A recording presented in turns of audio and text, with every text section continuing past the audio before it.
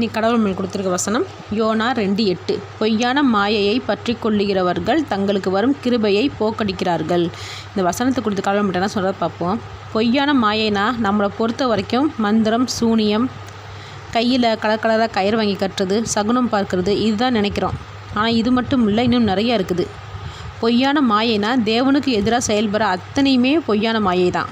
உதாரணத்துக்கு மனுஷர்கள் செய்கிற சிலைகளை நம்புறது, பணம் இருந்தால் போதும் எல்லாத்தையும் சாதிச்சிட முடியும்னு நினைக்கிறது, தேவனை விட மனுஷர்களை சார்ந்திருப்பது, மூட நம்பிக்கைகள், அப்புறம் நம்முடைய சொந்த பலத்தின் மேலே முழு நம்பிக்கை வைப்பது, பாவமான வழிகளில் வாழ்ந்தாலும் பரவாயில்ல சந்தோஷம் கிடைச்சா போதும்னு நினைக்கிறது, இது எல்லாமே பொய்யான மாயை தான்.